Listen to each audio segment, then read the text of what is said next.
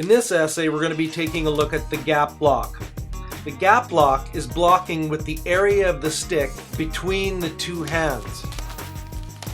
If you want to, you can take a peek at the ancestry of the gap block by examining old quarterstaff fighting. This is the type of stick fighting that Robin Hood was known for. This is one of the very rudiments of quarterstaff fighting. It's called the 7-step drill.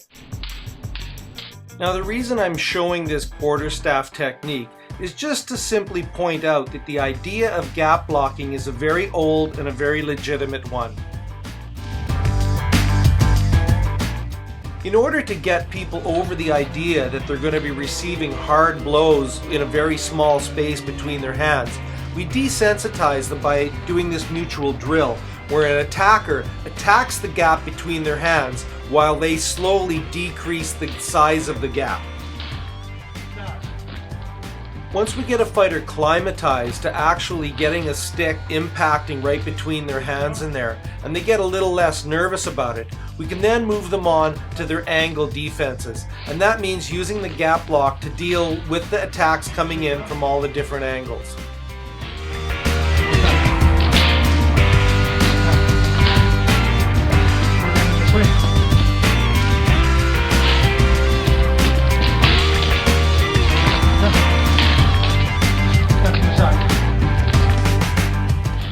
Once the fighters are experienced and comfortable with their angle defenses, we mix things up and compound the sequences. Double under and over. Inexperienced fighters look at what we do and they look at those small gaps between our hands and think that that small a difference is just impractical to be used as a defense. Let's take a look at a little clip here that's done barehanded at full speed and in full force. You can see the fighter in plaid here is in standard MSP grip, but he shifts right down to a very shallow 2-inch grip, and then 1 frame later, he's got that block between his two hands and then scores. Is it easy? No.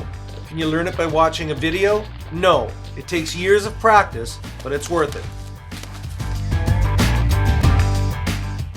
A good strong thrust into the throat area after the gap block provides one of those really easy to do yet devastating attacks. My favorite thing about this attack is how it capitalizes on a person's natural instinct to guard something being thrust at their neck. And with that rising motion, it actually drives the stick up into their own chin.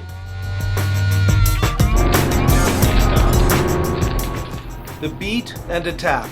A classic and one of my favorites. When I was a bouncer, I probably laid out a dozen guys using this move. And the secret to making it effective is to try and time the gap block and the attack to be simultaneous. The closer you can get those two to happening at the same time, the more success you're going to have with this move.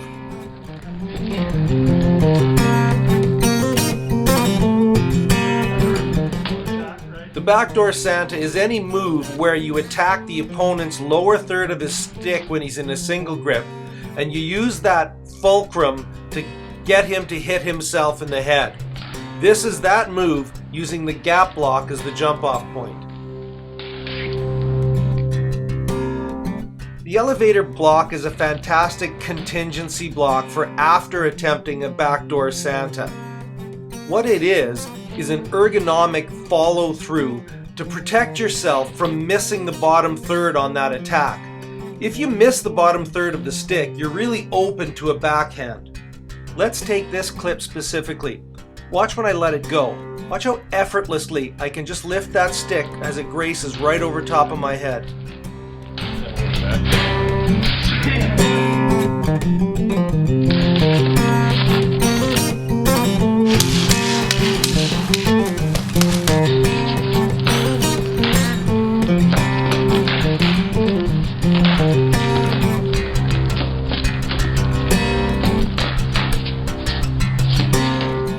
Once again, thanks for playing, and keep it pinned at irishstickfighter.com.